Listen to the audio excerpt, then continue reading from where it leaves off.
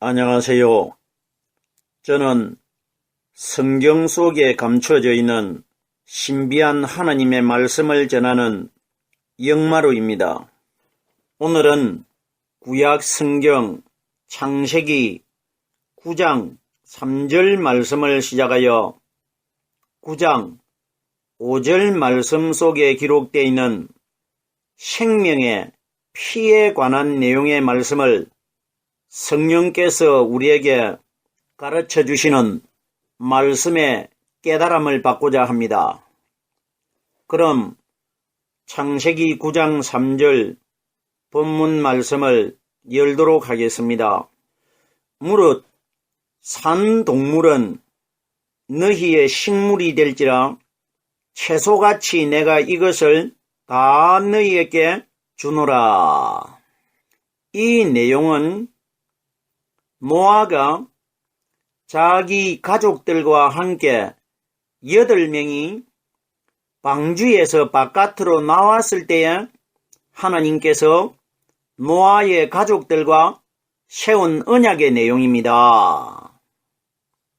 그럼 성경에 보면은 노아의 아들들을 통해 가지고 이 세상의 인류가 다 번성됐다고 기록이 되어 있습니다. 그러면 노아의 가족들에게 하나님이 이렇게 언약을 세우셨다는 것은 오늘날 이 땅에 살고 있는 노아 이후의 모든 우리 후손들과 언약을 세운 내용입니다. 결론적으로 오늘날 현재 이 땅에 살고 있는 우리들에게 하나님이 말씀하신 것입니다. 자, 그러면은 무릇 산 동물은 너희의 식물이 될지니라. 그럼 보세요. 죽은 동물이 우리에게 식물이 되는 것이 아니고 살아난 동물만 우리에게 식물이 된다는 겁니다. 그러면은 성경이 가리키는 수천 년 전에 노아 시대 때에 방주 속에 있었던 짐승들이 노아의 가족들의 식물이 된다. 이 원리가 아닙니다.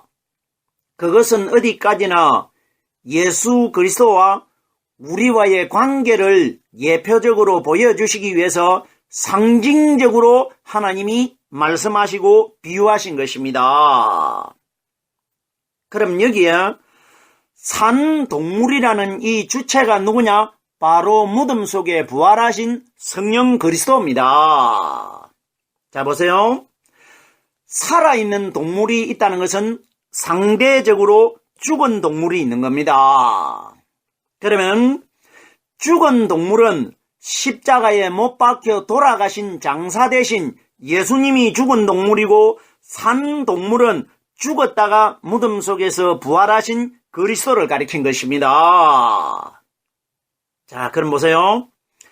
산 동물이 너희에게 식물이 된다는 것은 무덤 속에 십자가에 못 박혀 죽으셔가지고 장사 대신 그 예수님이 우리에게 식물이 되는 것이 아니고, 죽어 계시다가 3일날 부활하신 오순절날 이 땅에 임하신 성령께서 우리에게 가르쳐 주시고 깨닫게 해주시는 이 말씀이 우리가 먹어야 될 양식이고 식물이라는 것입니다.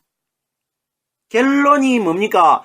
죽은 예수님의 말씀이 우리에게 영적인 양식이 되는 것이 아니고 영으로 성령으로 거듭나신 그리스도의 말씀이 우리에게 신령한 양식이 될 것이라. 이 원리라 말입니다. 우리가 이런 원리들 생각해 보셨고 깨달아 보셨습니까? 자, 보세요. 산 동물이라고 하는데 예수님께서 마태복음 22장에 보면은 사두개인들에게 이런 말씀을 하셨습니다. 마태복음 22장 32절 말씀인데, 하나님은 죽은 자의 하나님이 아니시오 산자의 하나님이신지라. 그럼 보세요. 거기에 예수님이 비유하신 죽은 자가 누구냐? 마리아 몸속에서 태어난 예수님은 죽은 자입니다. 그러면 우리에게 이 말씀을 적용을 시키면은 마지막 심판날 죽은 예수를 믿은 사람들에게는 하나님이 우리의 아버지가 되지 않는 것이고, 산자, 무덤 속에서 부활하신 성령의 말씀을 가지고 있는 사람들에게만 하나님이 우리의 영원한 아버지가 될 것이라. 이 원리라 말입니다. 그럼 여기에 산동물은 너희에게 식물이 된다는 것은 성령으로 깨달은 말씀 가진 사람들이 산동물의 식물을 먹고 있는 겁니다. 부활하신 그리스도가 산동물입니다. 에베소서 5장 2절에 보면 그리스도께서는 향기로운 제물과 생축으로 하나님께 드리셨느니라. 정확하게 예수 그리스도를 동물로 비유하였습니다. 그리고 세례 요한이 요한복음 1장 29절에 보라 세상 죄를 지고 가는 하나님의 어린 양이로다. 그럼 여기에 산동물이 누구냐? 정확하게 부활하신 그리스도입니다. 그러면 부활하신 성령께서 우리에게 깨닫게 해주시고 가르쳐 주시는 이 말씀이 우리가 먹어야 할 식물이라는 것입니다. 그 다음 소절을 보겠습니다. 채소같이 내가 이것을 다 너희에게 주리라. 채소가 누구냐? 율법의 예수입니다. 채소는 풀입니다. 이사야서에 보면은 이 백성은 실로 풀이로다. 이사야 40장 7절에 기록이 되어 있지 않습니까? 그럼 풀이 채소 아닙니까? 그러면 채소가 누구냐? 우리 사람과 똑같은 모양으로 태어나신 마리아 몸속에서 태어나신 사람이신 예수님을 채소라고 합니다. 정확하지 않습니까? 그럼 보세요.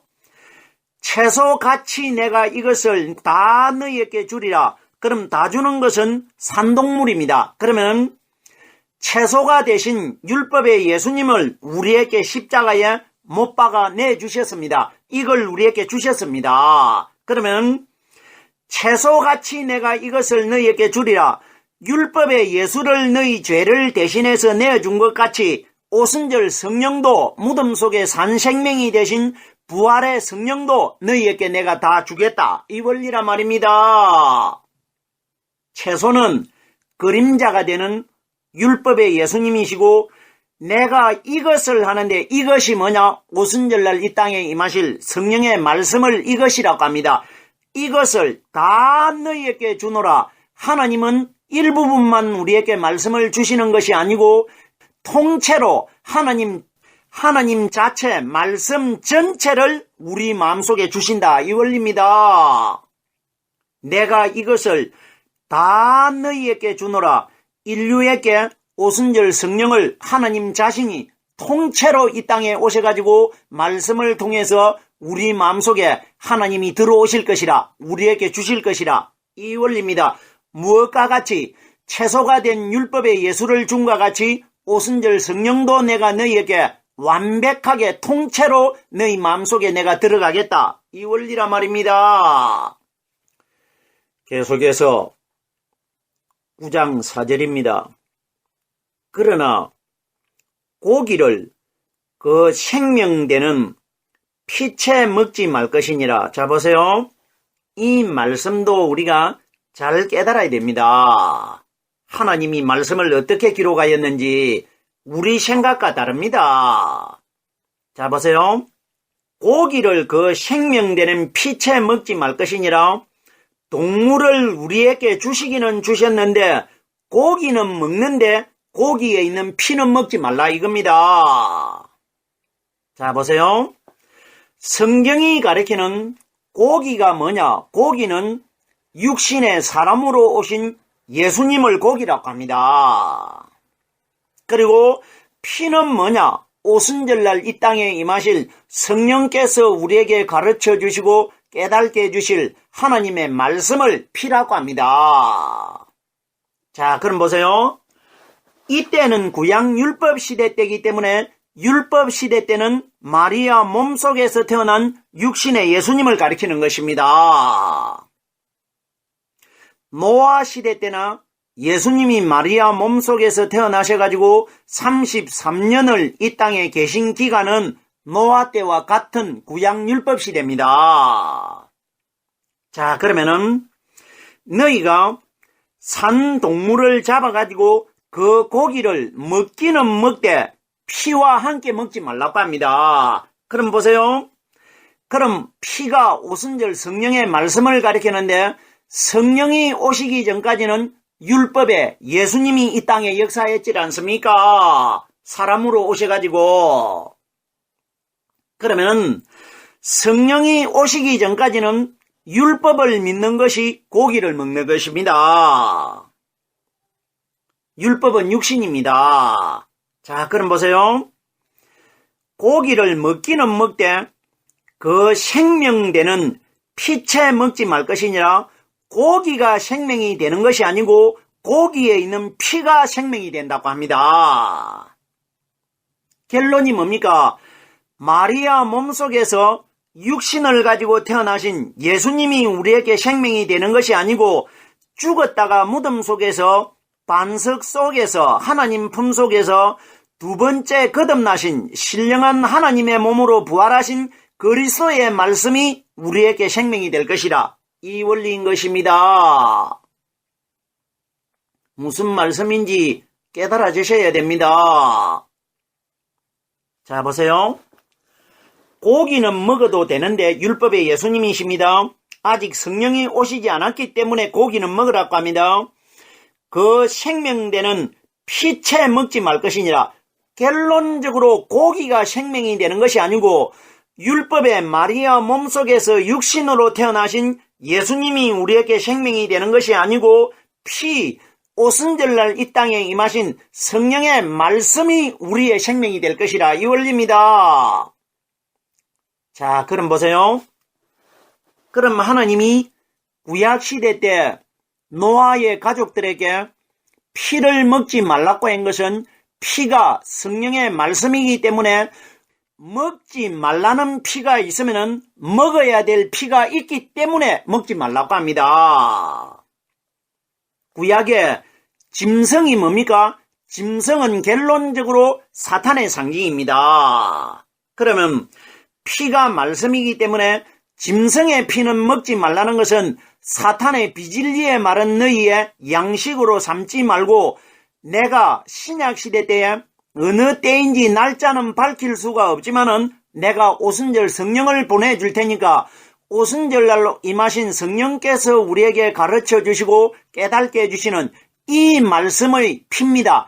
이 말씀을 식물로 받아 먹어야 되기 때문에 구약에서는 짐승의 피는 먹지 말라고 합니다. 짐승은 율법이고 사단의 상징입니다.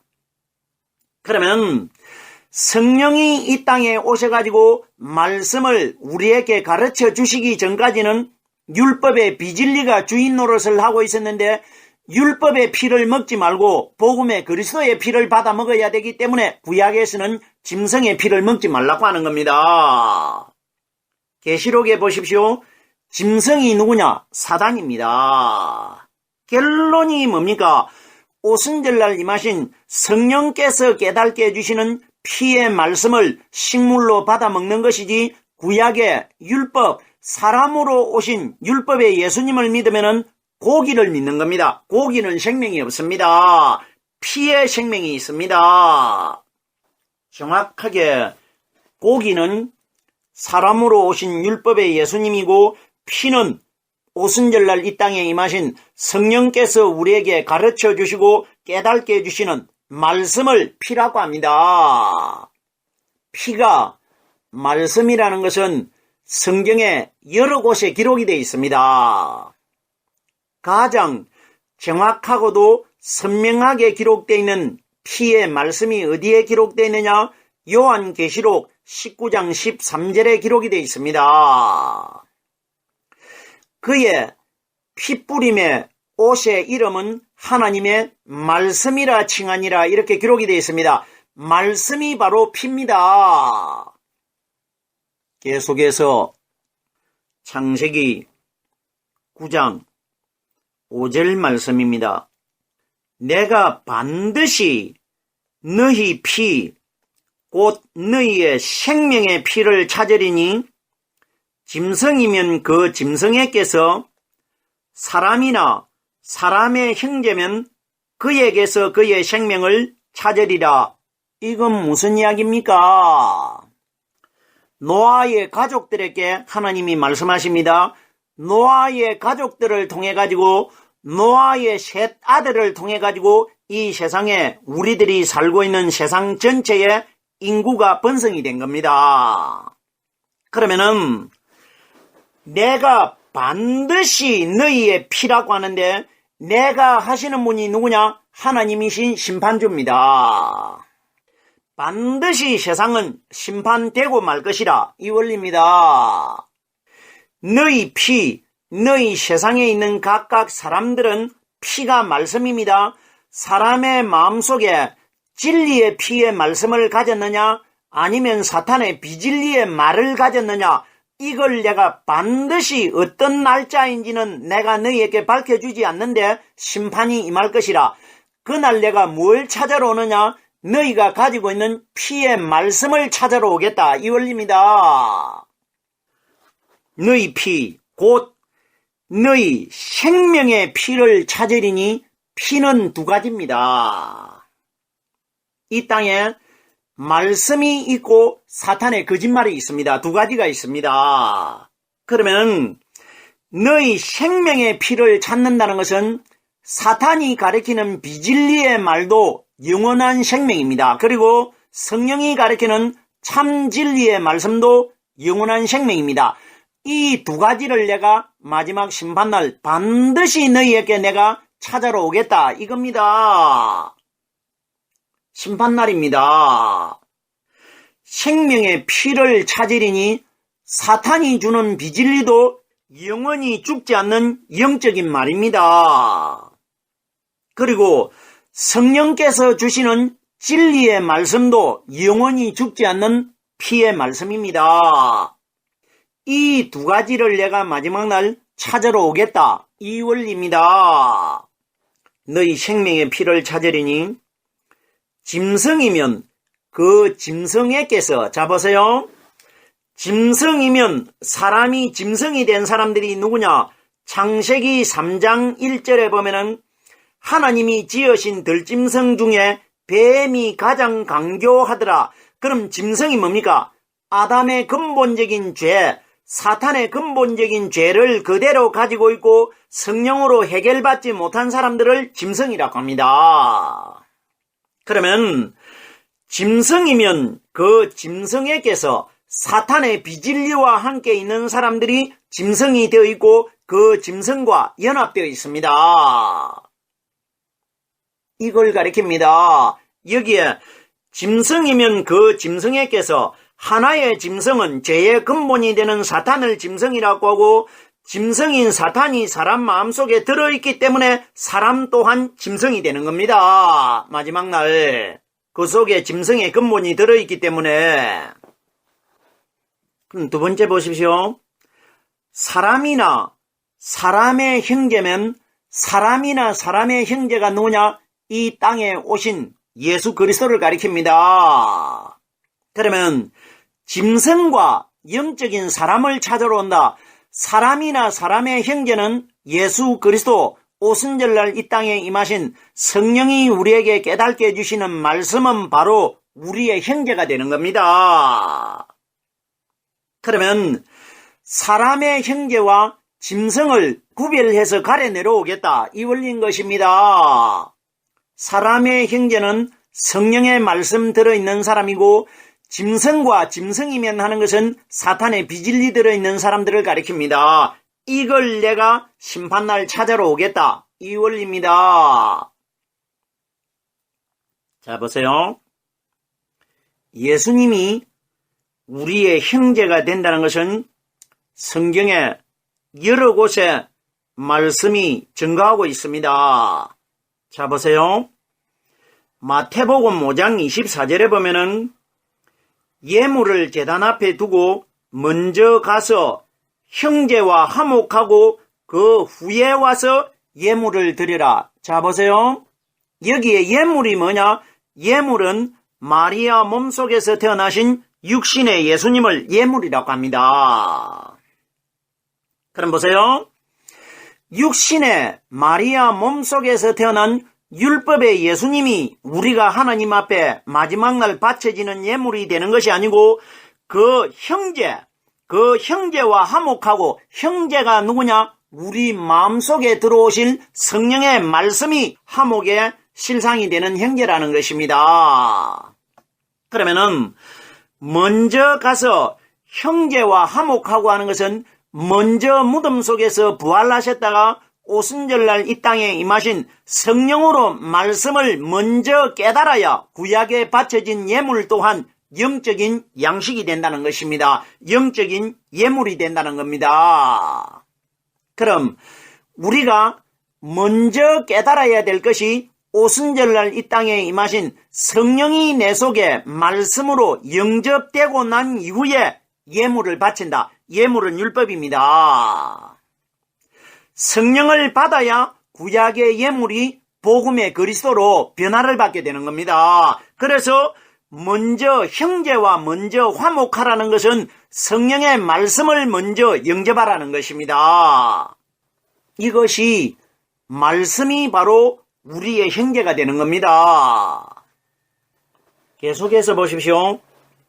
형제에 관하여 로마서 8장 29절 말씀해 보면은 그로 많은 형제 중에서 맏아들이 되게 하려 하심이라. 그가 누구냐? 무덤 속에 부활하신 그리스도입니다. 그럼 많은 형제는 누구냐? 이 땅에서 성령 받아 있는 사람들이 죽으면은 그 영이 하늘나라로 들어갑니다. 그럼 그들과 예수 그리스도는 형제가 되는 겁니다. 그러면은 많은 형제들 중에서 맏아들이 되게 하셨다는 것은 이 세상에 인류 최초로 하나님의 맏아들로 무덤 속에서 성령 세례를 받고 부활하신 분이 그리스도입니다. 그러면 그 그리스도 이후에 그분이 성령을 받아가지고 우리 사람들에게 성령을 주었기 때문에 그분이 정확하게 자연스럽게 하나님의 맏아들이 된 겁니다. 그분이 우리의 형제라는 겁니다. 그럼 결론적으로 우리 마음속에서 깨달아지는 성령의 말씀이 우리의 형제라는 것입니다. 그에게서 그의 생명을 찾으리라.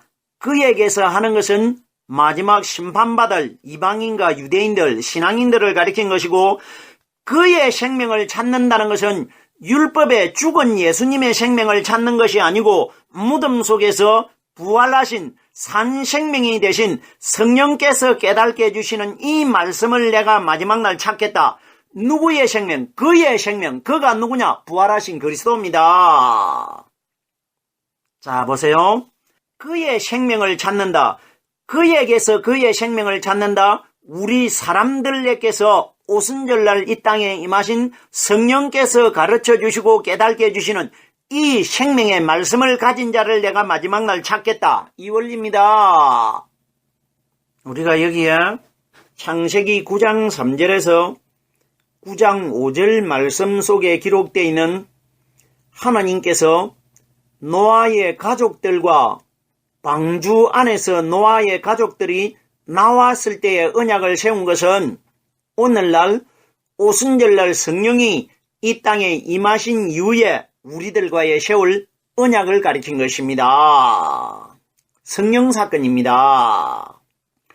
오늘은 창세기 9장 3절 말씀을 시작하여 9장 5절 말씀까지를 깨달아 보았습니다. 오늘은 여기까지만 하겠습니다.